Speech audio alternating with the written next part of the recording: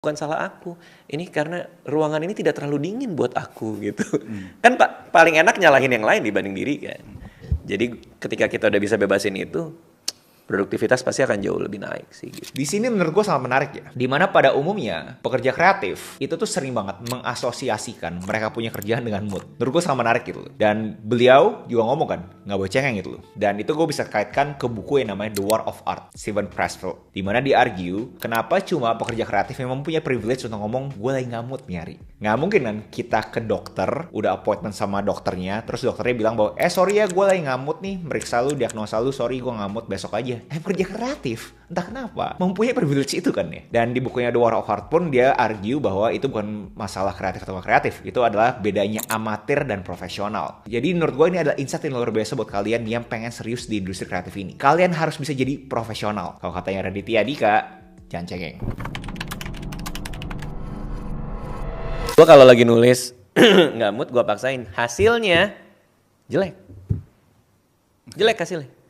Tapi satu halaman tulisan jelek lebih bagus daripada tidak ada halaman sama sekali. Karena satu halaman tulisan jelek bisa diperbaiki jadi lumayan. Yang suatu hari satu halaman tulisan lumayan bisa diperbaiki jadi baik. Satu hari satu halaman tulisan baik bisa jadi halaman layak terbit. Tapi kalau 0 halaman selamanya akan jadi 0 karena nggak ada yang bisa diapa-apain. Artinya membiasakan diri untuk membuat sesuatu yang jelek itu penting juga, itu skill juga tuh. Skill dan keahlian untuk gue bikin pasti jelek, it's okay, I will make it better gitu. Jadi rasa-rasanya sih sebagai pekerja kreatif ya biasain aja bikin yang jelek-jelek sih.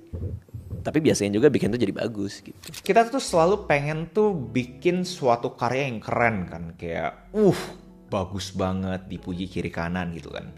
Tapi kita tahu itu adalah dunia fantasi gitu loh. Seperti Raditya Dika bilang gitu, kalau misalkan ternyata emang jelek, ya lo harus akuin bahwa itu jelek gitu loh. Dan lebih mending kerja, tapi kerja jelek dibanding lu kagak kerja. Dan itu menurut gue sangat cocok banget sama bukunya Atomic Habits, dimana dibilang udah 2-minute rules dulu aja. Banyak orang berasa bahwa, aduh gue tuh kerja tuh harus keren, harus fokus segala macam gitu loh. Kalau misalkan di bukunya Atomic Habits, di 2-minute rules, konteksnya dia adalah, udah lo kerjain 2 menit dulu aja. Apapun yang terjadi dari 2 menit itu, lo nge-flow aja dulu gitu. Jadi jangan mempunyai suatu fantasi di mana kerjaan itu harus selalu keren.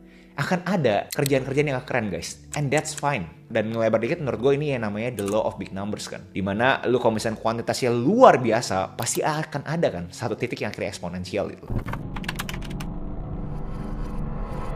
Menerima kritik pasti, karena itu paling susah di awal-awal.